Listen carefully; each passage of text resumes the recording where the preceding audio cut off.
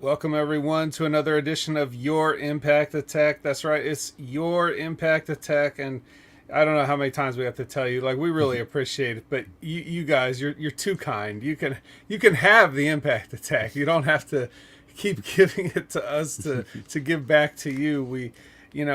At some point we've got to stop the gentlemanly exchange, but in any case, we'll do it. We'll do it at least this one more time for you. Yes, I am the opinion haver himself. I'm Jamie Williams, and I am joined as always by Brandon, right here, the B in the VBC, and we've got the C with us. But Brandon, what's going on? Man, not a whole lot. The wrestling world is buzzing with the Yeah, shit going down in AEW, man. So what happens yeah. when you give a bunch of children a bunch of money and no adults to supervise?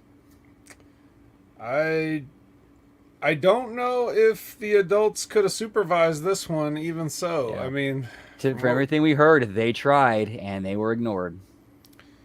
yeah. So I guess shit, where do we start? We could start. Let's start with All Out, because All Out was an interesting 4 hours of wrestling, and it jammed into a weekend that had a lot. There was too much sports this weekend, period, let alone wrestling. Yeah. But with Clash at the Castle, All Out, Worlds Collide, um, it's that's just 10 hours of wrestling. Yeah.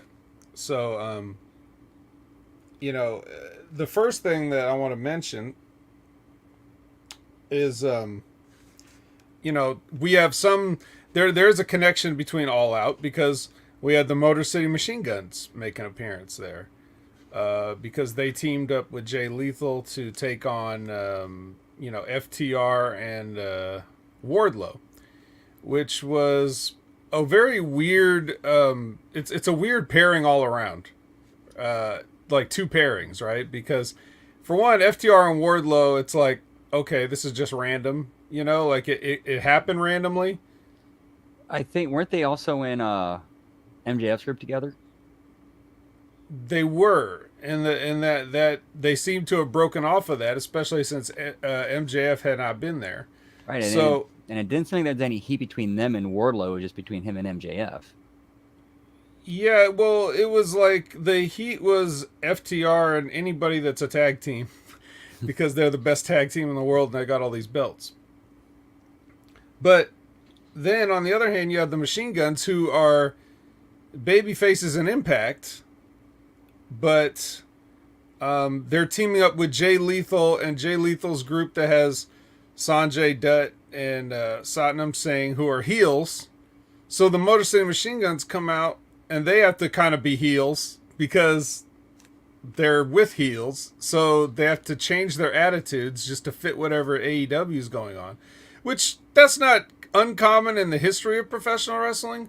But the history of professional wrestling didn't used to have national cable where everybody saw everybody do everything. So it'd be like, you see the machine. I mean, I guess nobody watches Impact anyway, so it doesn't matter what the Machine Guns do. That was probably the rationale for it. Nobody even knows you guys are together, and that's what I would hear. Like we would talk about the Machine Guns.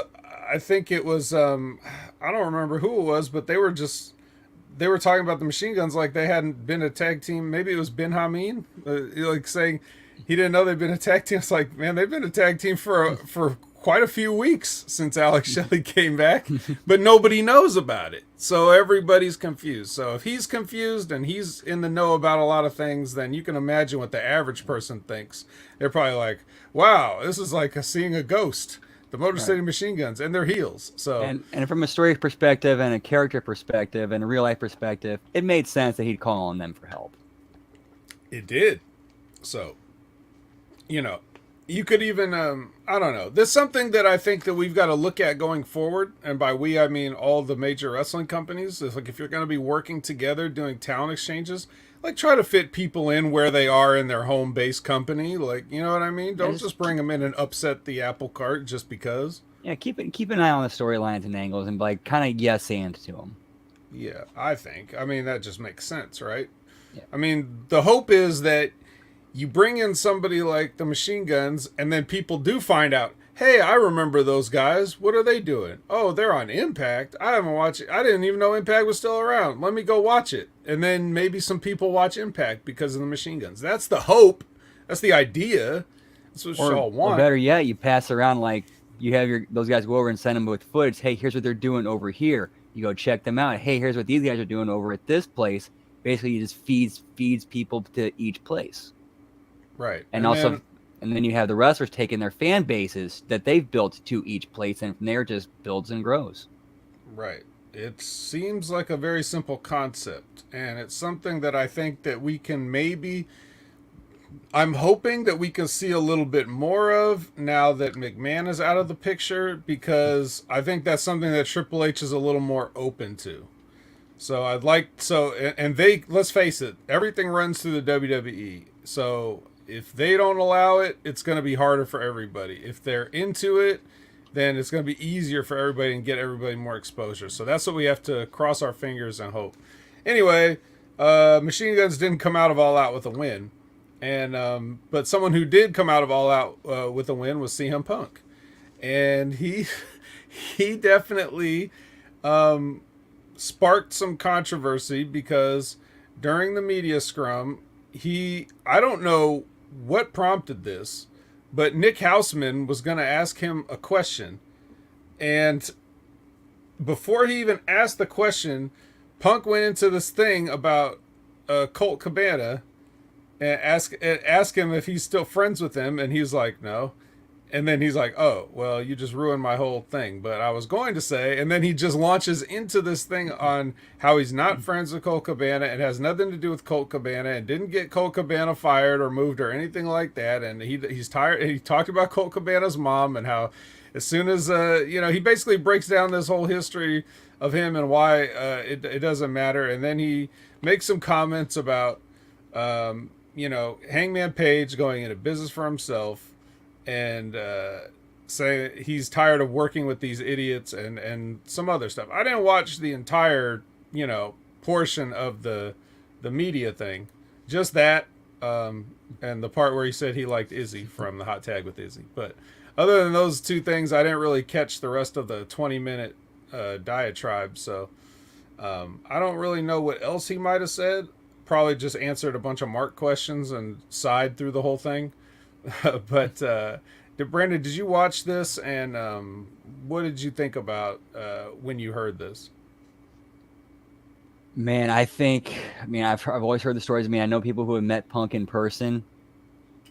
The guy is, everything I've heard about him is he is his ego, he's self-centered, and that promo that Triple H cut on him, from everything I understand, was pretty accurate, that he only cares if he gets to be on top and be the martyr. Yeah. And if anybody challenges him on anything, you're an idiot, you don't know what you're talking about, you're irrelevant, you don't matter. Mm-hmm. Which is funny, because coming from Triple H, but anyway. That's more Punk's attitude. Yeah, I know, but I'm saying, like, he's the one. Triple H ain't the one to call Punk out on stuff like that, I don't think. But it is funny, and it is accurate. I mean, look, it's hard for the guy not to rub you the wrong way. I always looked at Punk as like an evil version of myself, whereas like we probably think along the same lines on a lot of things, but he's a lot more discourteous to people than he needs to be if he doesn't like them. Right. He can't agree to disagree. He said, "Oh, you don't agree with me? Well, you're an idiot." Yeah, but again, a lot of that is perception, and the stuff that he said on this. Look, I can't disagree with the stuff that he's saying. I don't know about the personal stuff with him and Colt. Nobody really does, except them two. So I can't speak on that. But what he's talking about when he's saying things like, when he's talking about guys like Hangman Page, right? Well, I don't know Hangman Page either, but I know what I heard Hangman Page say in an interview about thinking that he doesn't need people's advice and everything like that, and and then we see the kind of jeans that he likes to wear. So I get a picture of this guy, and I was texting with my friend Sergio, a former very brief host of the Next Level Wrestling Review with me, and we used to do a podcast together that got me this gig. And we were talking about it, and it's whether it's a work or not, like whether these comments are going into like are some kind of a work to try to do business with these EVPs and stuff. And I'm just saying, I don't really think so. I don't really see what the payoff is if you're gonna get into personal shit like this and then have like a fake wrestling match. It's just that's the only place you can go from it. You can't do anything else but have a fake wrestling match. So it's not worth trying to make people believe in something that nobody believes. If people still believed, it'd be one thing. But anyway, but yeah, just I've already said Hangman Page is an idiot. If CM Punk corroborates that, I mean, what am I supposed to do, right? I don't feel no sympathy for Hangman Page. He's had plenty of time to prove himself not an idiot, and he's never done it. Not once. Not in his matches, not in his promos, not in his ring gear, not in his casual gear. He's never proved to not be an idiot. So, I'm sorry. Now when I hear this, I'm just like, even though, Punk's not exactly my favorite person, if I'm picking a side in this, I'm not going to pick their side. I'm not going to pick the Young Bucks side. I'm not going to pick any of those guys' sides. So then we're getting reports now that an actual, not a fake wrestling match broke out. Actual shoot fight broke out. And again, we're only going to have to go off people's reports on this because you can't even trust, even if everybody in the supposedly involved came out and said something, you can't take their word for it either. You can't trust them either. They're wrestlers. But apparently, what we're hearing, would you like to tell them, Brandon, or do you want me to just go ahead and... You could tell it way better than I could. Okay, so apparently what happens is CM Punk is in maybe his dressing room, probably with Ace Steel or something, and then the Elite storms in, perhaps to confront him about his comments that he made in the media scrum, and then some punches were thrown. Maybe CM Punk threw a punch, threw the first punch, is what they're saying. Ace Steel threw a chair at somebody. Like, what?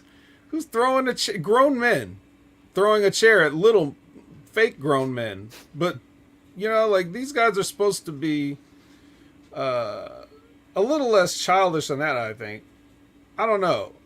Also, a trained mixed martial artist, bad though he may have been against other mixed martial artists, but against the Young Bucks, I'm sure I'm going to take his I'm going to bet on him. Punching the Young Bucks, I just don't know. Like, it is pathetic. I don't know what happened, but I'm saying the whole incident is kind of pathetic. Whole way around. Like, nobody handled it well. Everybody's immature. Tony Khan cannot handle a wrestling company. They need that not a Vince McMahon, but a Vince McMahon who could be the buck stopper, steer the ship, the guy to go to settle everything. Yeah. Well, let's give him a chance to handle it, because obviously this is breaking news somewhat, and we haven't even heard anything, and he hasn't had a chance to decide what to do. I'll tell you this. If my guys are getting into a fight in the locker room or the dressing room or whatever room, and I'm going to suspend Sammy Guevara for something he said on a podcast years previous, you can better believe every one of these motherfuckers is getting a suspension or a fine. Like, if you don't want to take the champ off TV or whatever, but he's going to get a fine. And there's also the recent precedent of doing the same with Eddie Kingston when he got into a fight with Guevara. Right. But yeah, Kind of surprised Guevarra's not involved in this one too. He seems to be the source of a lot of fines and suspensions. or better yet, when this kind of stuff happens, send in your Arn Andersons, send in your Dean Malenkos, send in your Jerry Linson, and start shooting on these guys. Start putting shoot holds on them. Stretch them out. I ain't gonna do that. They don't care enough. So like, hey, that's between you guys. I'm over here. Arn Anderson's still reading a newspaper somewhere. But yeah, so that's some exciting stuff going on over there in AEW land. But so the big question often becomes, can these kind of things draw money? That's another thing that Sergio was asking me, and for me, it's like no, because to draw money, you need to get people interested that would otherwise not be interested. So, for example, we know that the AEW has a rabid, loyal fan base, right? And I don't consider those to be drawing money. I feel like that money is just like, it's already spoken for. Like, we've already got this money. So to draw money means you bring in the outside interest. You bring in fans, not necessarily just the dreaded casual fan or the I would prefer I think the word I want to start using, Brandon, is mainstream. People that like wrestling, have always liked wrestling, don't watch it all the time, but they do watch it here and there, and they want to be interested enough to keep watching it on a weekly basis, and they just get bored because they feel like, I could miss this. Every time I watch it, I see something I could have missed, or I could catch a clip, So I think we want a mainstream fan. And or, the main... or when you have these shows with these long extended matches, it's kind of like, a long sports game. Oh, I'll go check the score later. I'll go check who won later. Right. Very easy to do, right? So you have to be there to see the things that you don't get at the box score. But the problem is those type of people, they don't really follow along with the inner workings of the business. They don't really follow along with the ins and outs of people's personal life. They don't know about the history of Colt Cabana and CM Punk. They don't care. They don't know about the backstage fights and shit. All they see is what's on the television. That's it. They don't dig deep into any of these things. They don't follow any of these people on Twitter. They probably don't even have a Twitter account themselves. We have to remember that when we're talking about mainstream fans, or what others call casual fans, or whatever you mean by those terms, those people are generally not in the internet community. They don't care. They only watch what's on TV and take it at face value. So I don't think having angles like angles. I don't think incidents like this can turn into a serious money drawing angle, because the only people that know about it or care about it are already there. They're already watching. They're already going to watch. They're already going to buy the ticket when it comes to the hometown. They're already going to order the pay-per-view. They're the only people that truly know about this stuff. This stuff does not make it outside. It does not make it into the mainstream. Pro wrestling's already a niche, and the news about the real guys behind the stuff is a niche of a niche, and I don't think that you can really draw with this stuff. So if they are trying to work some stuff in the hopes of getting more people to watch, it doesn't work like that, because the people that they want aren't paying attention. That's my thought on it. But what's your thought on it? Do you think that there's any money in shoot angles, considering these days the way the audience is segmented? There is, but you can't assume that they know. You have to explain it and lay it out, like why this happens or why we're going in this direction. You can't just assume that they already know, and that, which we all know has never been AEW's strong point. Or anybody's strong point, really. Anybody that tries to blur the lines. I think it's one thing if you're talking about like a person's real life story. Like when you want to bring, when you're trying to get them over and you want to tell about the trials that they've gone through in their life and what they've overcome to be where they are and things like that, that's real. We like that. But when we start talking about subpoenaing people's moms, I don't know if that's going to draw a ticket. You know what I mean? Like, that's not interesting to people. I think when people try to blur the lines, they blur the wrong ones. In general, when they try to work shoots or shoot works or whatever they want to do, I feel like they do the wrong thing sometimes. And it mostly just turns into winks at the audience where it's like, if you know, you know, but most people are just like, So, I don't know. I think there was a time when they managed to hit that at just the right spot, and they've been trying ever since and just can't get it right. Well, when would you estimate that time was? Probably about around WWF 97, 98 with the Brett Shawn stuff. And then the Mick Foley stuff after WrestleMania. The Brett Shawn thing got pretty heated, but I think even less people were on the internet knowing about stuff then. So was it just that, I mean, talking about Sonny live on the air and doing things like that, I don't know if that really drew any money, though. Not so much that. That was definitely a case of Shawn going into business for himself. Right. I'm talking more along the lines like when Shawn was like talking about how Brett was leaving the company for more money. He's abandoning. He says, "Oh, I love this company." No, you were about to leave for WCW. Explaining that on the air. Like, I think like when you put that out there and explain, okay, this is what's going on. Okay, now we know. Yeah. Or like that's how I found out about it as a kid watching. Like I wasn't on the internet in 1997 looking up wrestling shit. I was, I was at the mercy of what they told me on the program. So if I hear that Bret Hart's going to WCW, it did come from Shawn Michaels. Right, and I think it's actually like in April or May of 97 when they were still in the midst of their feud, and Vince was still an announcer. Yeah. This is when they're referencing too that Vince was the owner of the company, because even in that same promo that Vince was interviewing him with, he said he's taking you and your company for all the money that it's worth. He doesn't care about you. Yeah. Yep. Well, I don't know how that translated into business, but I guess it was something. And that's where, that's where we're talking about when right around the time that Russo's on the creative team and he's trying to throw out a bunch of ideas and things like that and seeing what sticks. And, maybe that's something to do with it. I know he's always been a proponent of trying to bring, realism into it.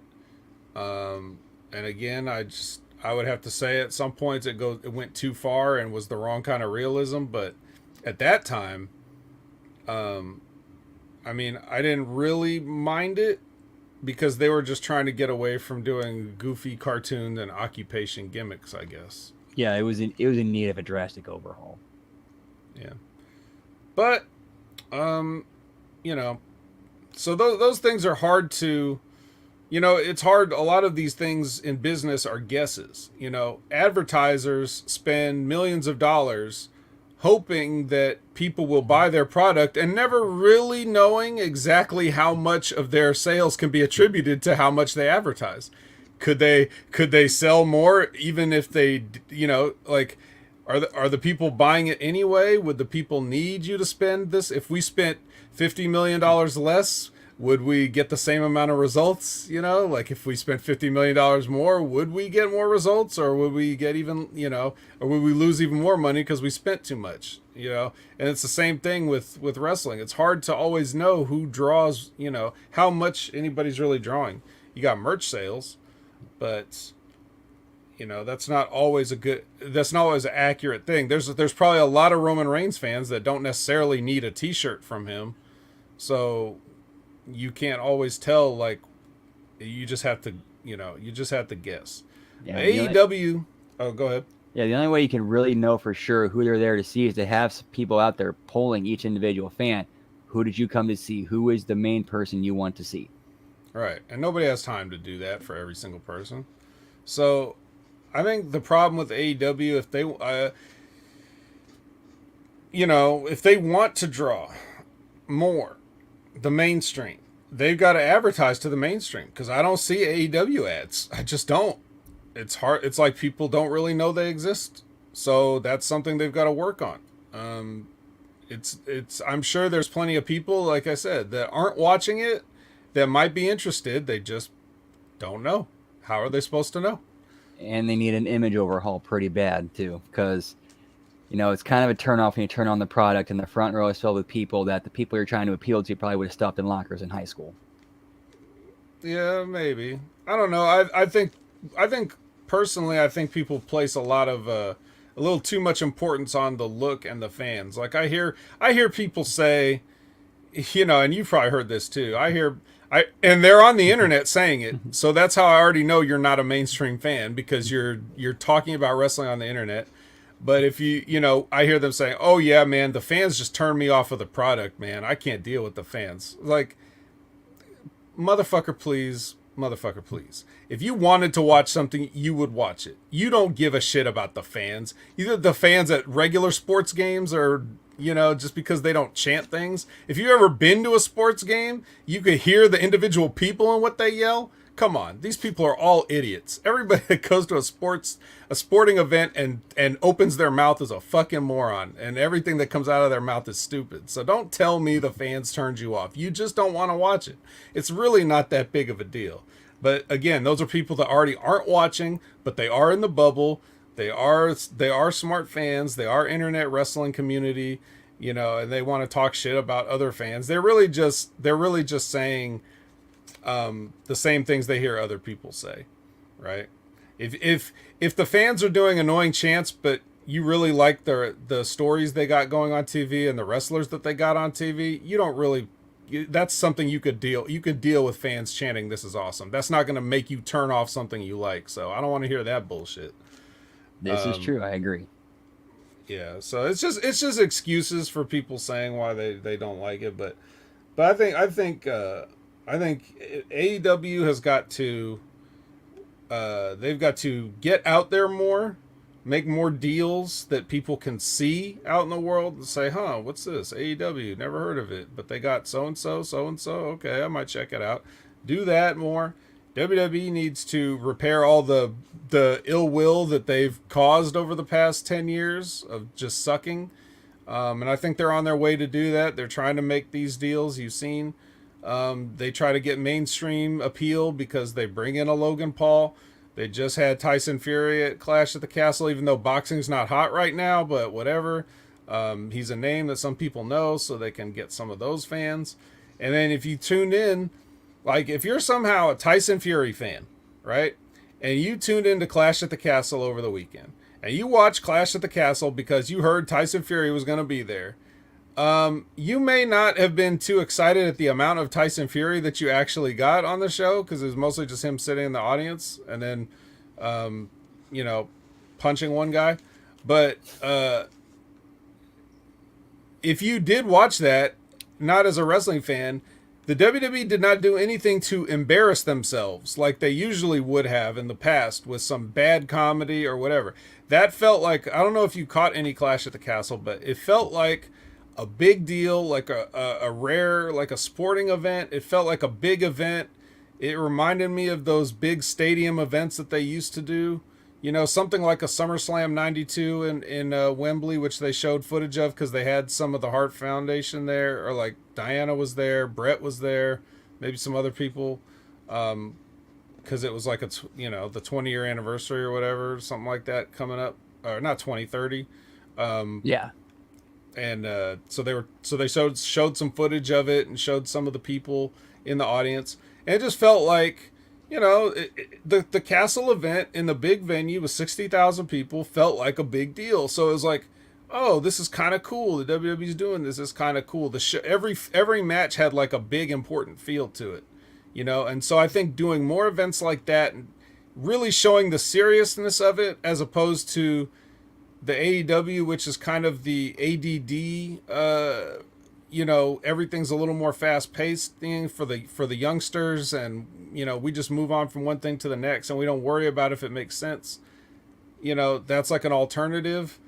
But if WWE focuses more in this very professional direction, I think they'll get back Eventually, it's going to take some time and some word of mouth and some other stuff, but eventually they'll get back some of the people they lost, and maybe they can get some new ones. But I think those are the keys. How about the karaoke sing along? Okay, that was awful, but I'm not sure, if that since that's at the very end of the show, someone could turn that off if they want.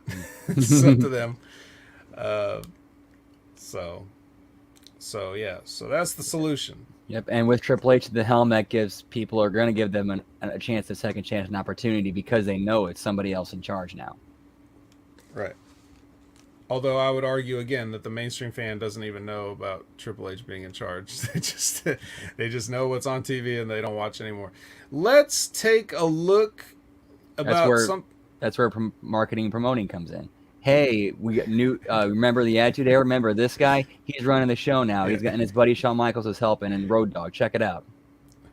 Hi, I'm the WWE's Triple H. You may remember me for such sledgehammers as Shawn Michaels, Mick Foley, The Undertaker, Stone Cold Steve Austin. But yeah, so that's basically that's a good intro, but let's talk about who else we know. We want to acknowledge the people that are here with us, and that is, of course, right now we've got Canada Spaceman, Javi Uchiha, and Lab Rat. I mean, we can usually count on these guys to be here.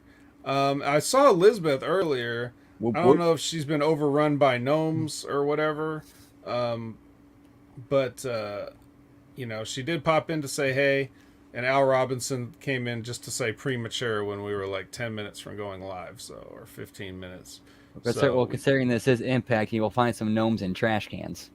Oh, yes, definitely. All right. Elizabeth is here.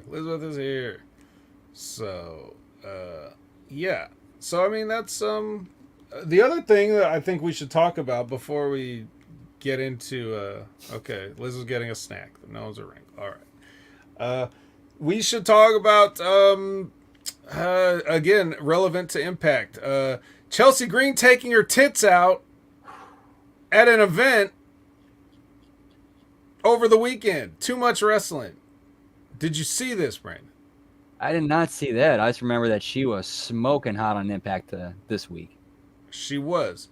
And she was smoking naked at GCW whenever she flashed whatever fucking fat bum that Matt Cardona was wrestling in there.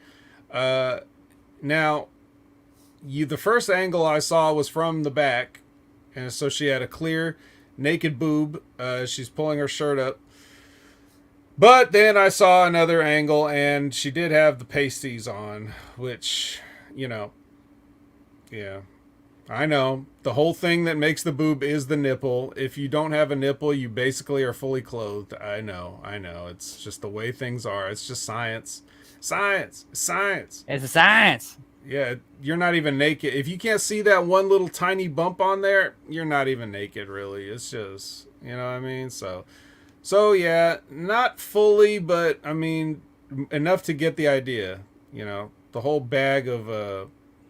whatever they use now. I don't even know what they use in implants anymore these days. Saline, silicone, whatever it is. The whole bag of that was out, but just not the nipple. So, yeah, very nice. Fans got a treat. But yeah, you can, if you didn't see that, you can definitely Google that, and it's made the news somewhat. GCW, everybody, GCW. So is it Effie who runs that? No, I thought it was still... Well, I don't know. There's a guy that runs it. I forget who his name is. Joey Janela was part of it. I think Effie's a partner in it. Like, I think a lot of these guys are kind of like investors. And they have, they have themed shows on GCW. I don't know, like, they don't have a TV that I'm aware of, or like a program. I think they just run events, right? Yeah, just events on Fight. But the events are all named stuff, and Effie's got his Big Gay Brunch series. So, like, their shows they're named that, but I don't know if what that correlates to his involvement. Yeah. So, yeah. Yeah. Everybody knows you want to see her boobs. Well, that's the thing. So Liz says, okay, as the chick, she doesn't get to bitch about being objectified now. Was Chelsea one of the people that bitch about being objectified? Because I don't remember her being in that group of women that like to do the double standard thing. Like I wasn't sure if she was one. I don't remember. I could be wrong though. Maybe she did, but If she said it, I personally have not heard it. yeah, I hear more like the Jordan Graces and, the people you'd expect to be annoyed by what their comments are, about being objectified, which if you go outside as a woman, you're going to be objectified already. It doesn't matter what you do. So I know, I think I remember Chelsea, was she one of the people that says something about like fans that say outlandish shit at them or gross stuff to them? Like maybe she said comments on that. I don't know. I don't know if she just said, "Hey, don't think I'm sexy" or whatever. I don't know. There's a difference between like saying you don't like being objectified or being said you're being called you're sexy or said about your looks and just being downright degrading and just disgusting. Yeah, I don't know. I don't remember Chelsea being in there. She might have. I don't know. Maybe she changed her mind. But I tell you what, she didn't make. Well, I don't want to say that because I was gonna say she didn't make one extra dime from showing her boobs at this GCW event. On the other hand, I don't know about what the future dimes are gonna be because this happened.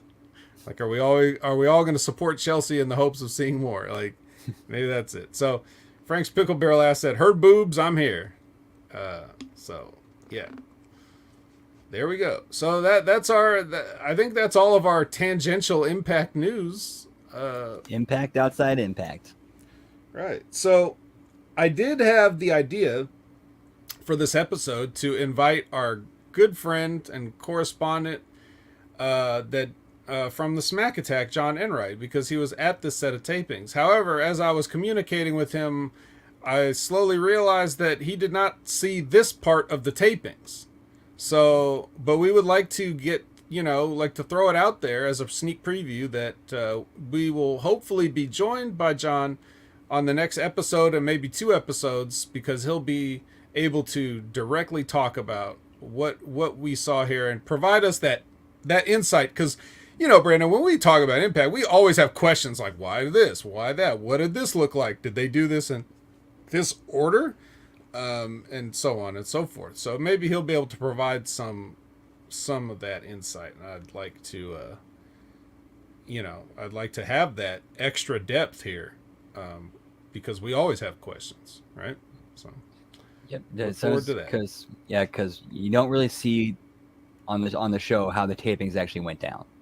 Remember a story like way back when Mr. Anderson first got his first world title, and they had to reshoot his promo. Yeah. Why'd they have to reshoot it? I think they didn't like some of the verbiage. He's probably swearing too much. Something, maybe, I don't remember. I think it was something like that. Yeah. Mr. Anderson's a cool guy. It's too bad he's not really doing anything in the wrestling business anymore. He was another guy I thought should have been. Dude just oozed charisma. When I first saw him, so here's, a bridge version of my OVW career. I went in 2005 because I thought it was supposed to be the beginners was a 3-month program and I was trying it out. So I planned everything for 3 months, and then I came back and I was going to move back, indefinitely, but I didn't end up going until, we didn't end up going until 9 months later. So when I left in 2005, they had some guy named Ken Anderson.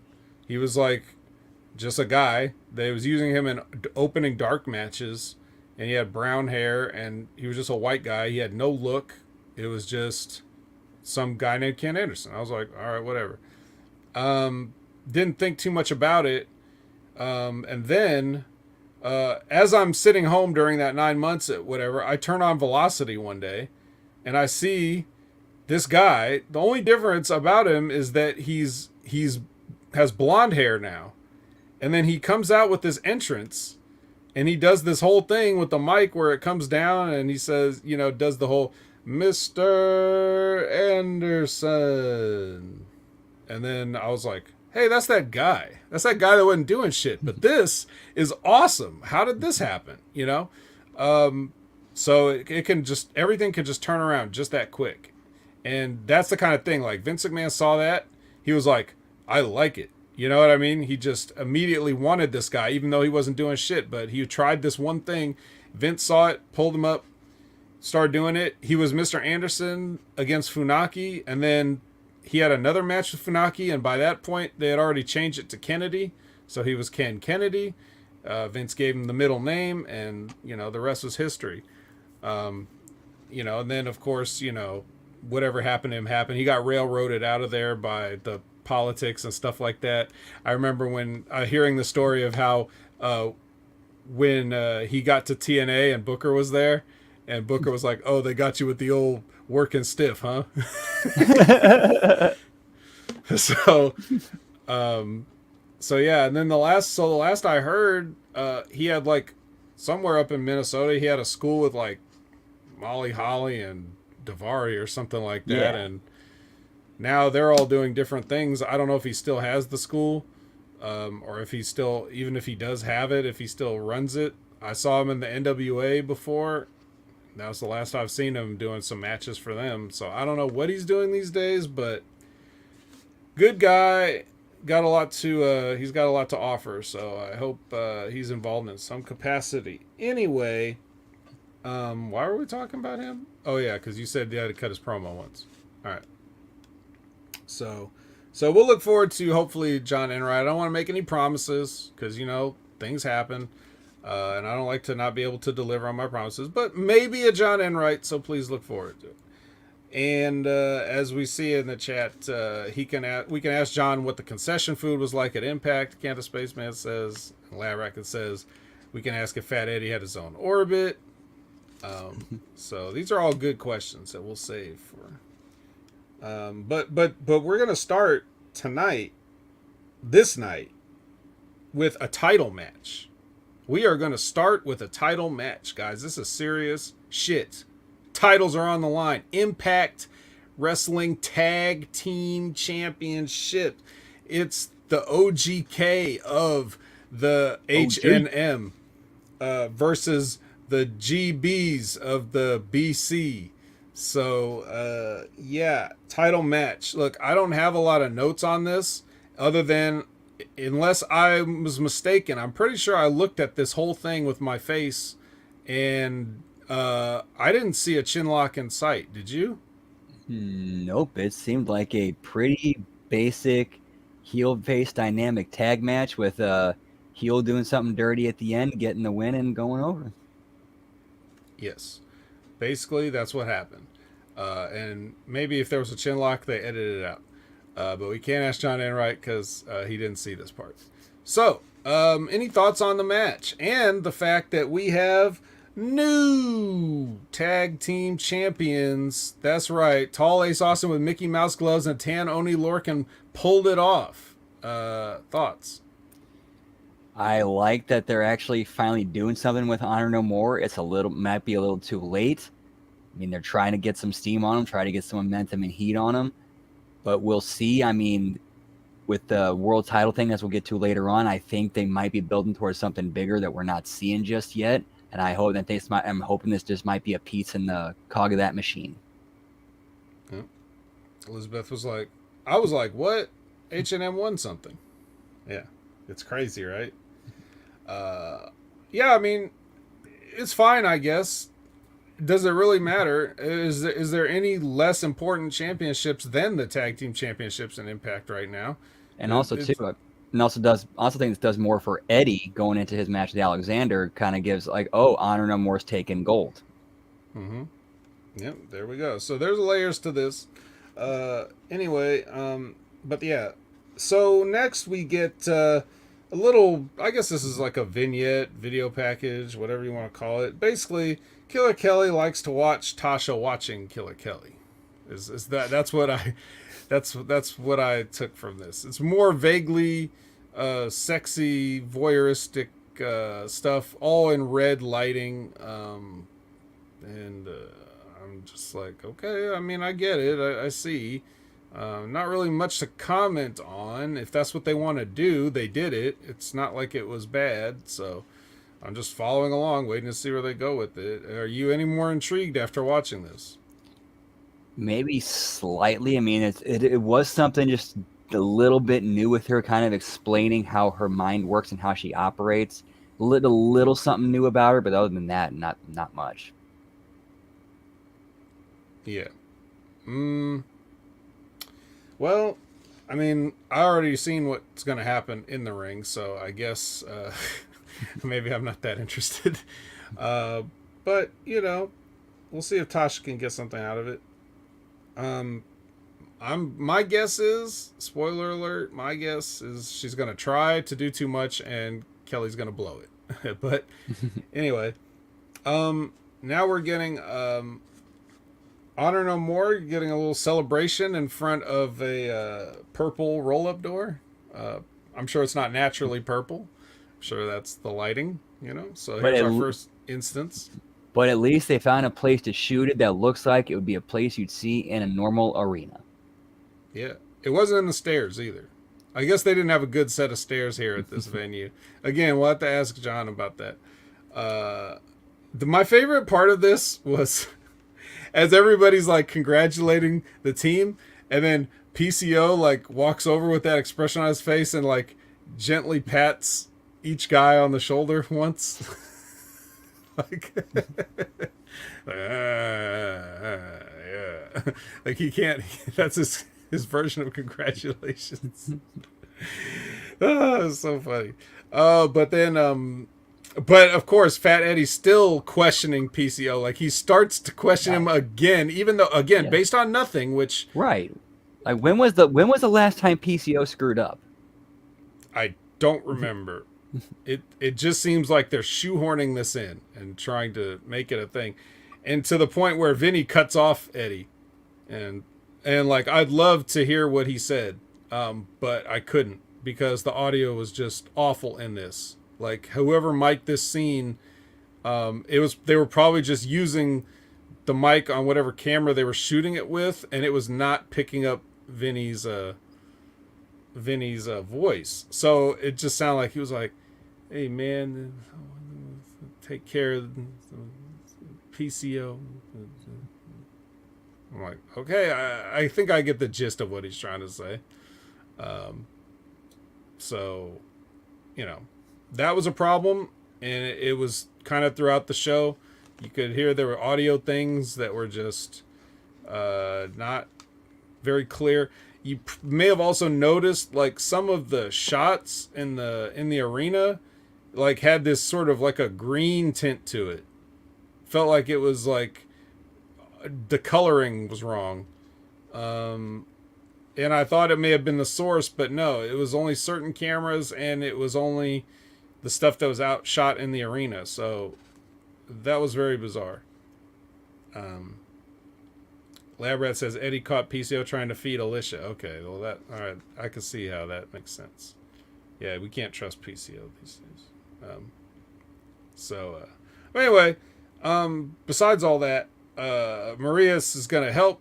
She's gonna help Kenny become the X Division champion because she is allowed to be with anybody else at ringside, and the OGK did it without her anyway. So apparently, she was probably more of a hindrance than a help. So that's the story I'm getting. Yeah, exactly. Yeah. Okay.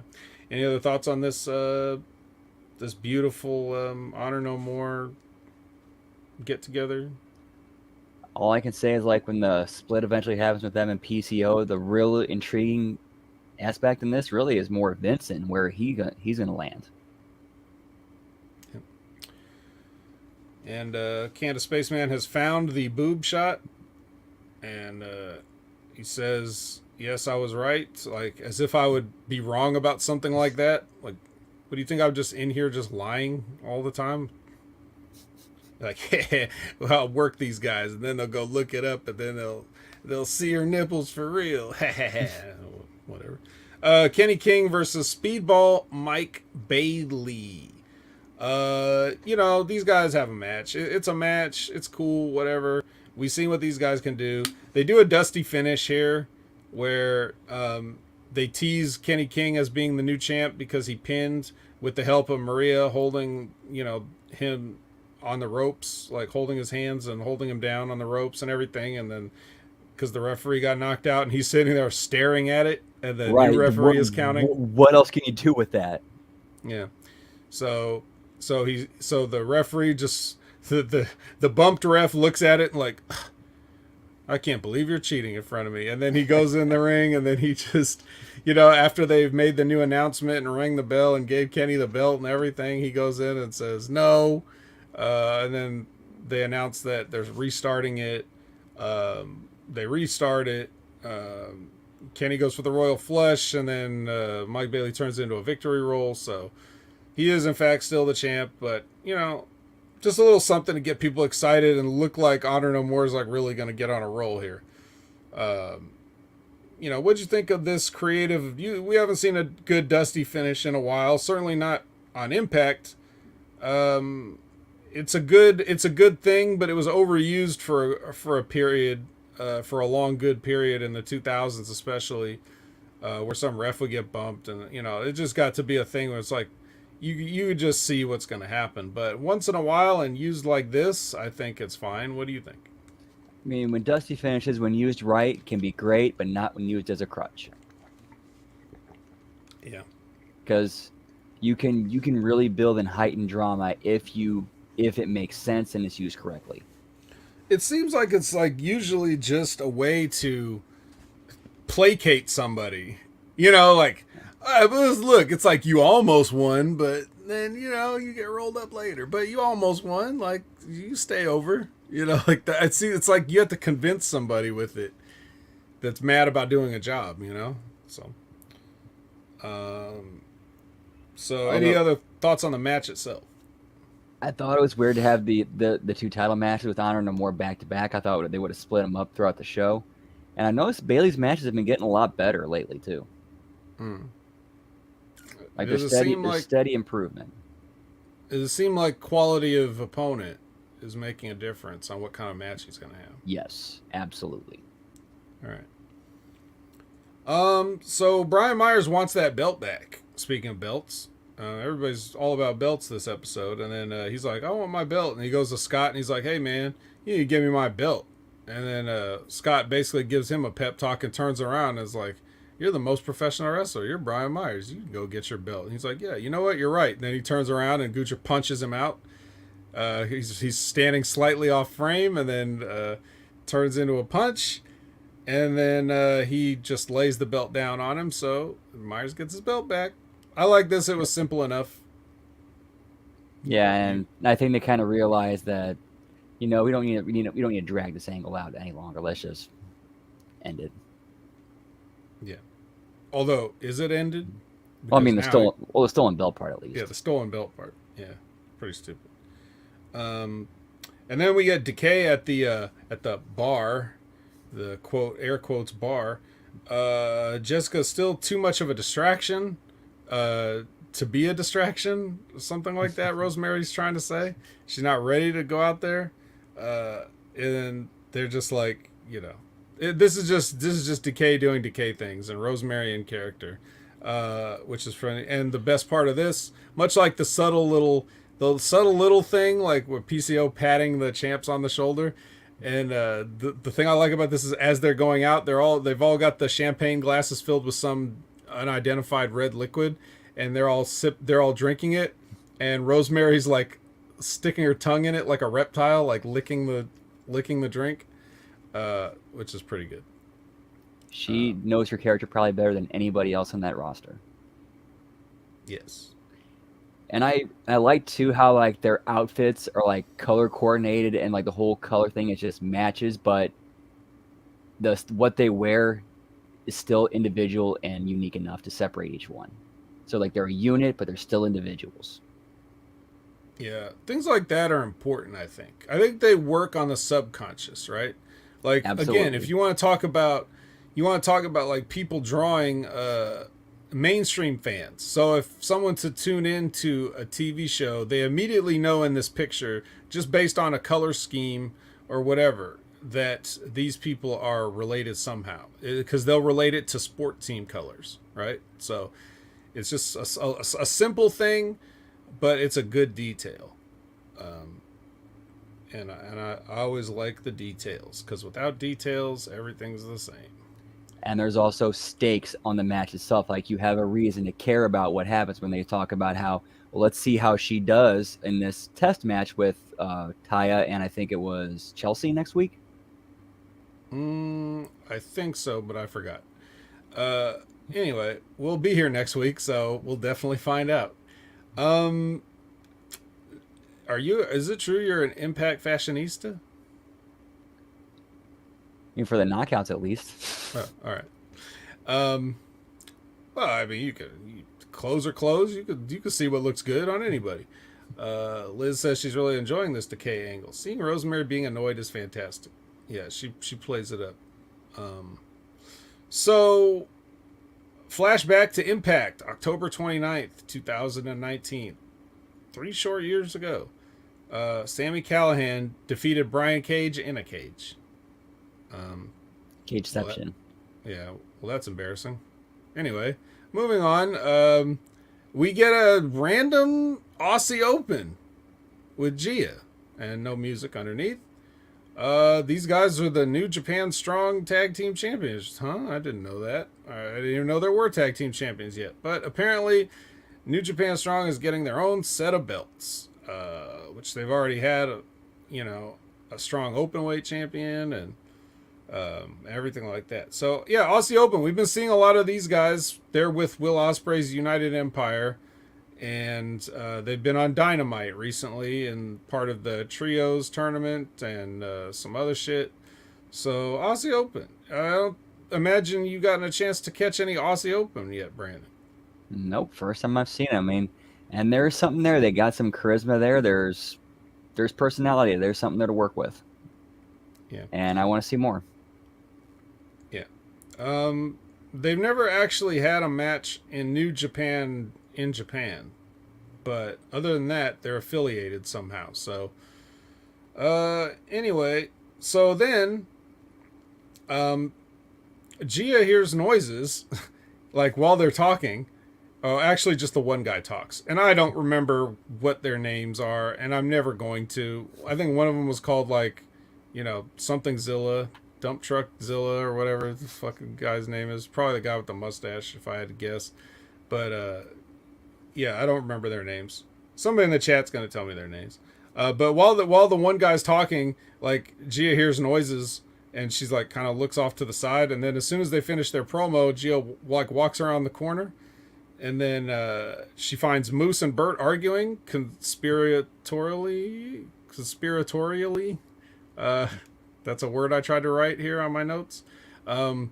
They're like, I don't care what the plan was. We got to worry about the future. That's what Bert is saying. And then Moose is kind of he's very perturbed about all this.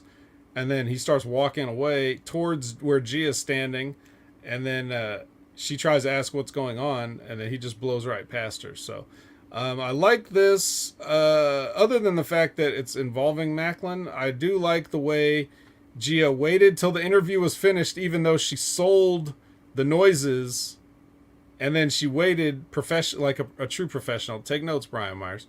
And then she, as soon as it was over, she walked around the corner. I like how the camera followed her, and then as you see the shot of Moose and Bert, you see like Gia's head is like half in frame in the foreground, right? So like good. This is the kind of stuff that like Killer Kelly sees this and she's like touching herself while it's going on, like, oh yeah, very voyeuristic. Yes. She's can't help herself, but yeah, I like this whole thing. This is the kind of shit the WWE doesn't do enough, but they have done it. And one example that you could see would have been like when Drew McIntyre did a promo backstage, and then he went through the curtain. Like you could see him walk through the curtain, and they're shooting it from the back. And as he's going through the curtain from the back, Killer Cross and Scarlet are standing there, like watching him off to the side. So like the shot gets everybody in it. So things like that. Like you got a whole backstage area. Quit acting like everything happens in the frame that you're shooting at the current moment. You know, like this is a whole building, guys. So I like that shit. Me too. It's different locations, different settings, just freshen stuff up and creates variety. Mm-hmm. Mm-hmm. And they definitely need to do something to set them apart as much as they can. The lights ain't it, but nonetheless, do something to set yourself apart. The lights were here though. I mean, they're in full force. They're in the they're in the back by where Moose and Macklin were having their argument. It was bluish, purplish. But Violent by Design has a chat backstage, also purplish, bluish lighting. This is not a pre-tape. This is not one of their things where Eric Young is edited to say the same phrase over and over again. This is where he's just saying, they're just having a talk and they're saying that Joe's got to walk his own path. I guess that's referencing what we know about Joe and his cancer coming back. And this is the first time that we hear Joe Doring say anything that I recall. I forget exactly what it was. What was it? It was just like a simple thing, like what he fist bumped him and he said something like "you know it" or something like that, or whatever. I don't remember. I liked how this was kind of like they kept it in gimmick, but hit a decent send off for him. Yeah, and then Eric Young says he's got to walk his own path, and Diener's like, "You leaving me?" And then Eric's like, "It's like I'm leaving, and if you want to follow or not, it's up to you." So, you know, that's what we have there. So, a rare live backstage from Violent by Design. Any other thoughts on this? Yeah, it looks like they may be done, which it makes sense, and terrible reason why, but. Wish Joe all the best and hope he kicks his ass one more time. All right. You don't want to bring back Jake something to replace? That's not a bad idea. All right. But, so now, okay. I thought Doring did a fantastic job as like the monster for that group. Yeah, well, he was certainly booked to. So next up. Now this is okay. This is the main event for a lot of people here. Mickie James. Mickie James comes out and how would you describe this? It's a dress. Technically, it looks like a long jacket that's open in certain areas. I'm going to give this a wow out of 10. I can't say I wouldn't be caught wearing something like that myself if the opportunity presented itself. Let's just put it that way. Well, I have some advice for future Tia, and that is don't try to pull this off. Just leave this one to Mickie James. Be your own person, because I don't think you could do it. She barely did it. It looked like she wasn't gonna make it, bro. Woo! Oh man! All right. So if y'all didn't see this episode of Impact, this might draw some mainstream fans. Let me tell you. And the promo was actually a damn good promo too. Right. Yeah. She didn't do a promo. She just talked to the people. She gave her speech. She told people some stuff. She talked about her history. She cried, and she made this personal. She made this real. She talked about being thrown out with the trash and being called fat, a little fat, and all this other stuff. She probably, all right, I'm not gonna say that. All right, anyway, so let's just say I love Mickie James. All right, first person I ever met at OVW. So she does her speech, and then she says, while it's teasing her retirement, but then she says, she wants to find out if she still got it. So she's going to start from the bottom and she's going to try to make it all the way back from the bottom to the Impact Knockouts Championship. But her handicap she imposed on herself is if anywhere along the journey she loses, then she is done. So this is her Mickey's last rodeo. Good promo, good idea, easy to follow story, easy, put stakes on every match. Liz says the real star of that promo was the button holding on. I didn't even see a button. It was crazy. Yeah, so any other thoughts on this whole thing? I liked it. I really liked it. I mean, drawn on real emotion. It's easy to get you sucked in and make you believe and make you want to see her succeed. You said sucked in. Yeah, man, Mickey James. So yeah, that was the real main event, and then we got the whole rest of the show. Well, actually, we had a nice main event, but we'll talk about that in a second. And you know, I know Frank likes to say I don't like white women. It's just not true. This is proof. But you know what? It's okay, Nick. You're safe, brother. I'm not looking for anything right now. Josh Alexander's with Gia, no music underneath. They're sitting on some kind of a, what is this? Looks like a velvety restaurant booth. Like, what is this? What is this they're sitting on? Oh, they find the weirdest places to shoot these things. Yeah, man. I mean, it's different, like you said, but normally when Gia talks to people, they got the little Impact banner background, you know, like they got a general setup for that, but it's a little different. And yeah. So as Liz just now comes in with the comment, I was just about to say, she says this is terrible. You can hear the crowd noise more than them. I was just about to say, you can hear a match going on, even though Gia and Josh acknowledged what Mickey just said. So they're making it seem like Mickey just got out the ring and they're now talking, right? I know there was a commercial break in here somewhere, but they were saying like, wow, we just heard this from Mickey, and people are like taking bumps. It's like clearly the middle of a match, you know, so it's like, I doubt that they filmed this in the order that they're claiming, but at least they had the continuity to say about the preceding thing. But so anyway, Eddie comes in and asks Gia to excuse them. So he sits down and he starts doing his thing where he, you know, talks about how like, hey man, Heath didn't, he didn't even let you say your piece, man, you know, like, and the Impact just let this happen, you know. So he's like he's basically trying to turn Josh against the Office. But then Heath aggressively hugs Eddie off the couch, and then, and then he kind of flails his arms at him. And this does not look like violence. Like whenever whatever Heath was doing here, this flying hug that he perpetrated that was supposed to be a tackle.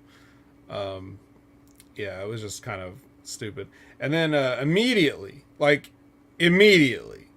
we have people breaking it up. We get to see a little D-Lo, we get to see a little Lance Storm, and a little Dreamer. Dreamer's off his exile, you know, trying to defend Ric Flair and everything. I hope I never see him again, but he's back. Yeah. So we'll start with that before we go to the next part. What did you think about this? Did you also have trouble hearing what the guys were saying because of the bumps going on in the match? Yeah, a little bit. All right. Did you like Heath's flying hug? Did you think it looked very violent? Man. But I like that Heath is being used to kind of help advance this story. So at least it's not like at least there's a reason for this to be happening. Yeah. It's a little flimsy reason, but whatever. I'll take it. I don't mind it. There's effort. At least they are trying. Yeah. And that's the thing. What effort does it really require? It just requires saying a couple of words. You know, telling Eddie, hey, tie in Heath to this or whatever, and this is how we're going to do it. How hard is that? It's not like you got to spend money. You just say words that make your thing make sense. It's free. Words are free.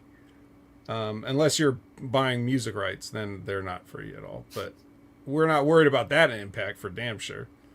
And then we get so now we get the aftermath, which is Scott talking to Heath.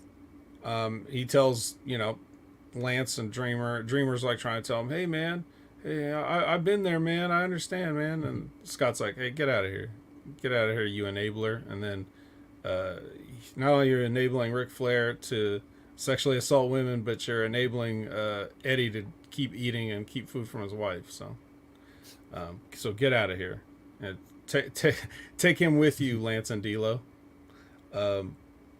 So Scott D'Amore tells Heath that he loves the way he beats up Honor No More every week. Like, he's just a big fan of it. But he'd rather he do it in an official match next week with Eddie, because that's his main event and he doesn't want him attacking the number one contender. So rather than a flying hug, he would rather potentially like do all kinds of damage to Eddie. That's that part didn't really make sense as much, but whatever. So Heath is like, hell yeah, man. And then he sees Josh Alexander walking away because it was his interview segment. And then Heath apologizes to Josh about interrupting him before. And Josh doesn't exactly accept the apology. He's like, you did kind of not let me say my piece or whatever last week or whatever. Some stupid shit he said. I don't know. This is, again, it's thin, it's flimsy, it's weak, but it's something. So I guess there's some intrigue. I mean, I'll say at least now for the world title program, they got me. I'm interested. Like, this is different. Mm-hmm. Frank says Eddie's gonna look like Balls Mahoney soon. What, dead? Oh, that was uncalled for. Elizabeth says my kids say I'm sorry. All 8 kids. All right, now here's the match that you would normally expect to open Impact. Alex Zane versus Mascara Dorada, which I believe translates to something like Golden Mask, if I'm not mistaken.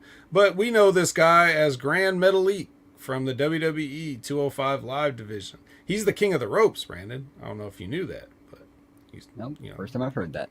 Of all the people that are, affiliated with ropes, he's the king of them. So that means shit. Yeah, he can tell people like, hey, get down. Did you override Cabron, get down. Whatever. Did you override the ref? Yeah. He can just stay up there and the ref can count and there's nothing he can do because this guy's the king. So he'll have that ref executed. So we have 2 outside wrestlers in a number 1 contenders match. X Division. What kind of ranking system does Impact Wrestling have?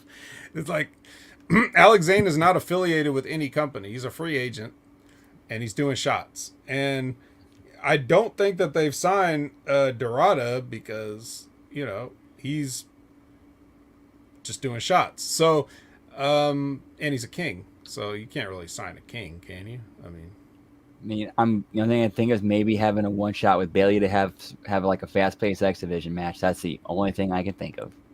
Right. Well, of course that is. That's the real reason. We're not talking about the shoot reason. We're talking about the working reason, right? We like to work on this show, unlike some other companies' champions. So, anyway, they have a match. Dorada wins. He didn't do half the stuff he can do in this. So look forward to more from him. But he was just like, he was one of those guys in WWE that was just there and he did everything fine. And he brought the Lucha Libre in and he did some stuff, but never really anything major with him. I don't think he ever won the Cruiserweight Championship either. But, Liz says, so if I get a crown, I can just be a queen? Well, Dorada doesn't even have a crown. He doesn't need one. He's a king. So, um, so yeah. Any other thoughts on this match or? I mean, I like that they actually went for a face heel dynamic. Okay. Who was the heel? Zayn. Oh, yeah. I guess he was. He still likes Taco Bell, and I hear the announcers referencing his cinnamon twist move. And Baja Blast. Oh, they did say Baja Blast too. Okay. Mm-hmm. Yeah, he's gonna get sued. Either that or he'll get free Taco Bell for life. One or the other. Yeah, they should be happy he's getting his name. They're getting his name out there. Yep. It never hurts, right?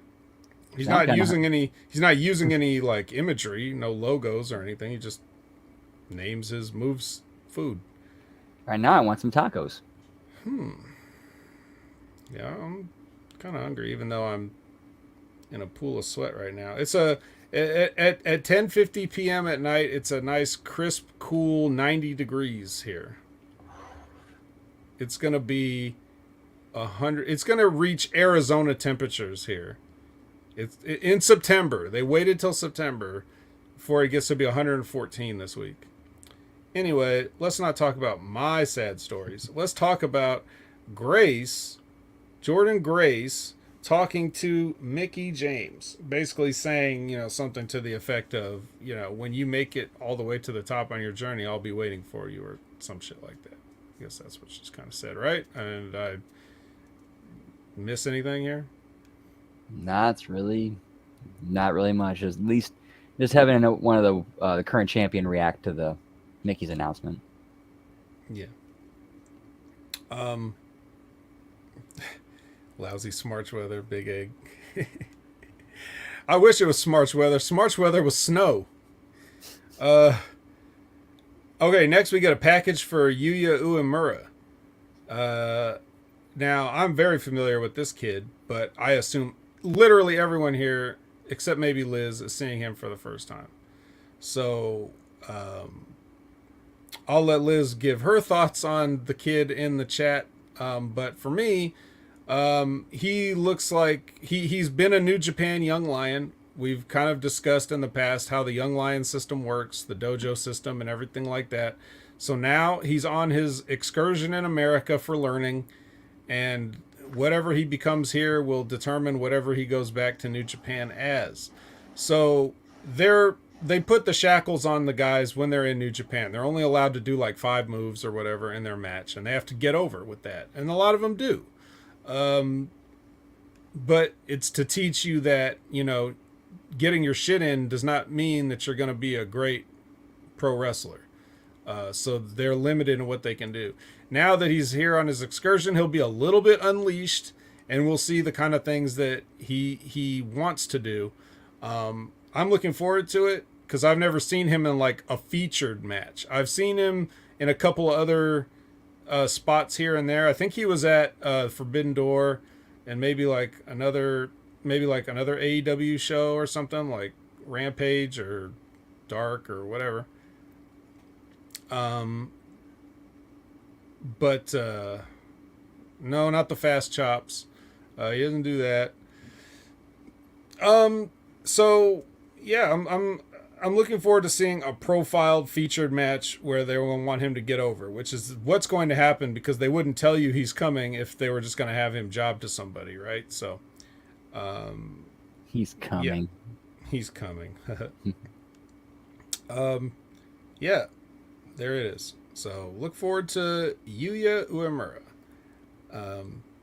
Liz says, I will say it'll be interesting to see what he will do here. I'm kind of excited to see where this leads. I just want to see what kind of moves he wants to do. Other than body slam, hip toss, drop kick, Boston crab, shoulder tackle. Like, I want to see, what else has he got? But now it's time for the main event. Shout out to Mark Henry. We're going to get Masha Slamovich versus Deonna Purrazzo. This is a number 1 contender match. So, but both these women do work here. So, this is actually a rematch from Knockouts Knockdown. If you remember that, uh, were you here and covered Knockouts and Knockdown back when it happened, or had you not joined yet? I don't remember. That's a good question. I don't remember. Well, it was the all Knockouts pay per view that they had, and this is back when Deanna was champ, and they brought in Masha Slamovich, and Deanna ended up going over there. Um, but now this is a slightly different presentation of Masha. I mean, same gimmick, but now it's like, okay, now we brought her in and she's on a streak and seems to be unstoppable. And this match is exactly what I was afraid of when it comes to this whole, okay, we've got an unstoppable, killer that's just beating everybody, Goldberg style. Because now you just inexplicably have a regular competitive match with Deonna Purrazzo, who, you've beaten people that maybe not on her like level in terms of like, what would be the way, the presentation, like, but definitely you've beaten some names, and they were pretty easy. So now you have to explain why you can't just do the same thing and run over Deanna, right? Well, they don't do that. They kind of just have a regular match, and it's a good match. They do have a good match. Yeah. And you had what you could have had to that's plot device right there with Chelsea at ringside. Mm-hmm. So the way I would have done it is I would have had right off the bat, here's Chelsea, who, like you said, but she has her tits in this time, so she can't use that. But what she can do is, like, right before the match, even like right after the match starts, just hop up. And then Deanna could even have something, like she could have like something in her hand, like something, and like just nail Masha from behind, right in the brain stem, and then boom, then you go right into heat, and now the whole time it's, can Masha even recover from this? That explains why she doesn't just fucking kill Deanna right out of the gate, because she got hit in the brain from behind. So, the whole story is, can she finally recover enough to win? That's the story they should have told. The story they did tell was that Masha's still pretty strong, but Deanna can wrestle around it and kind of take her down a little bit and be on that same level. I just think it would have been better to put her in jeopardy right off the start to explain why she doesn't just kill Deanna. Right, say like that shot rocked her and she's concussed. Yeah, or whatever. Just something. Or you could have took the leg out, since Deanna's a submission wrestler. Now you've got another layer to it. She can't stand up fully, so from the ground she's got to like try to stay alive while Deanna's trying to put it away. Green versus Mickey evening gown match, Lab Rat? Interesting. I like it. So like I said, they had a good match. They did do she did do a spot where Masha kicks out of the Queen's Gambit, which I'm not a fan of, but I guess the Mohawk kind of cushioned the blow. So I guess it was, okay. She ends up hitting the snowplow. Chelsea did get involved later in the match. Like, she did do stuff, but it should have been at the start too, I think. Because when she got involved later, Masha just gave her a fucking boot to the face and said, get the fuck out of here. And then, hit Deanna with the finish. So. Or when it looks like she's Masha's coming back and fighting back from underneath, Chelsea gets involved and cuts her off. Yeah. Well, whatever they did it, and it was fine. It would have been fine if Masha had just been winning matches, but not like steamrolling people. Right. Like, you know what I mean? She has to put progressively more effort as she gets tougher opponents. Right. And it wasn't really ever like that. So that's just the thing that I have. And then, yeah, she hits the snowplow for the win. She wins. She's the number one contender. And then Jordan Grace comes out, and then she gives the death warrant to Masha now. Masha gets the envelope with a picture of her X'd out. So Now we get a stare down, and we go off the air with a stare down. And Masha's makeup is running, and it makes it look like she's crying tears of mascara. So, nice visual. Buckshot Kid says, Ved, the more you set up a match, the more I think you're Pat Patterson. That's like the ultimate compliment you can get when it comes to match. I'm no Pat Patterson. I just know what makes sense to me. This shit can write itself. You know, I'm only going off of them booking for however many weeks that they've been doing this Masha Slamovich thing, and then I just add a little something to it, what makes sense to me. But I appreciate the sentiment. I mean, I am a genius. There's just nothing else really to add to that. But you know, I would find being a producer quite stressful because I don't like coming up with ideas out of thin air. I like taking other people's ideas and helping them like achieve their vision and like adding little things and be like, I think you could do this. I think you could do that. I prefer to do that, but having to do that like on a weekly basis for a bunch of matches and stuff you don't even care about, like, man. And then having people blame you for shit, like, oh man. Being a producer is not an enviable position. So even when I talk shit about, you know, I say things like the WWE having guys from TNA, the agent, I'm like, what the hell would they know about having a match with Psychology? They were in TNA. Like, I make jokes about that, but I still, you know, I appreciate the work that they do it's a very stressful environment. So it's a thankless job too. Yeah, nobody, you know. And it's like when you've been in that spotlight to just have to put on the suit jacket and sit back and be like, you know, I'm not out there doing it. I could do it if I had to do it, but now I got to hope these guys pull it off. You know, like it's got to be, that's one of those things. Like they love it enough. They just want to be around it. But there's not one of them that's going to tell you it doesn't sting a little bit to be telling other people what to do in their match rather than, you know, what you want to go out there and do if you were ever a performer. So it's one thing if you're Pat Patterson and your in-ring days are done, but you know what I mean? Like a guy like Jason Jordan.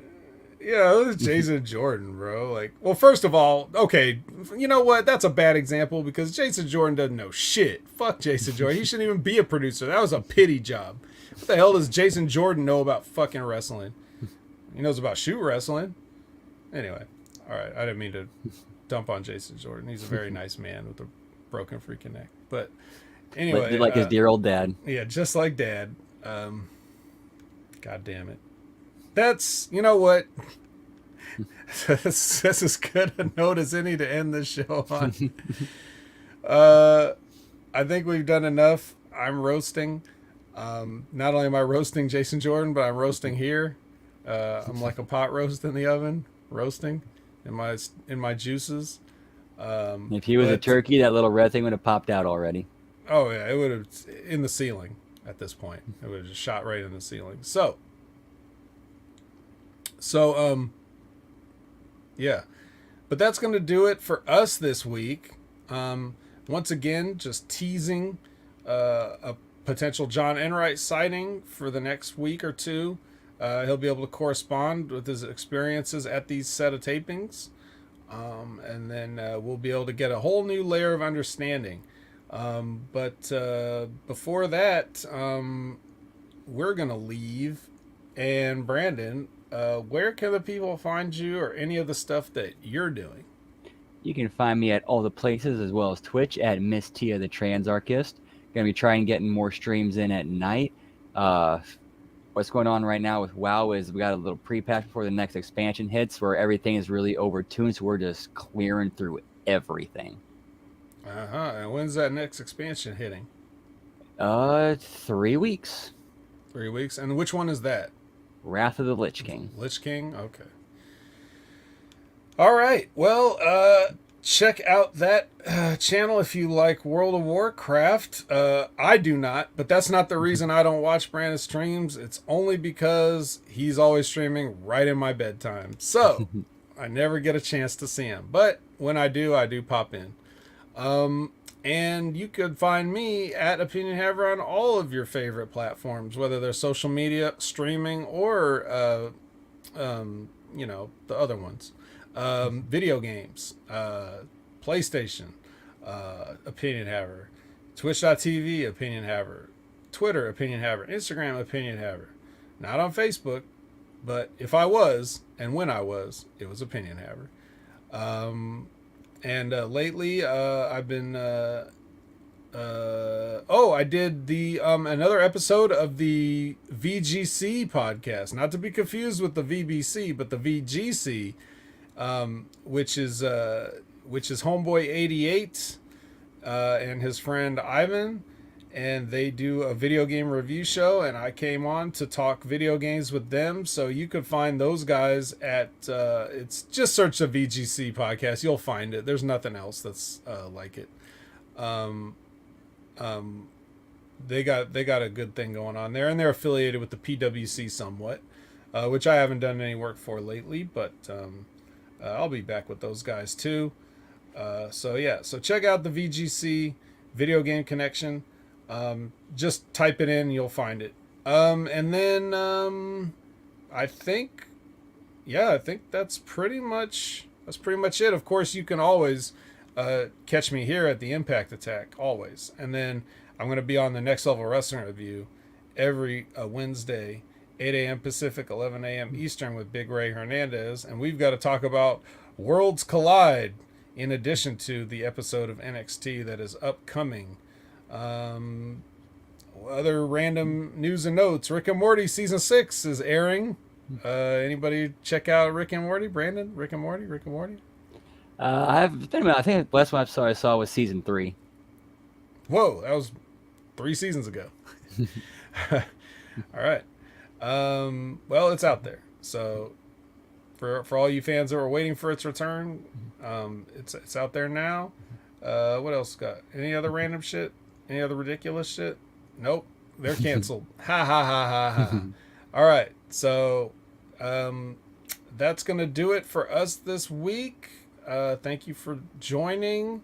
Have a great rest of your week. And I don't have a sign-off line. Whoop, whoop. Take care.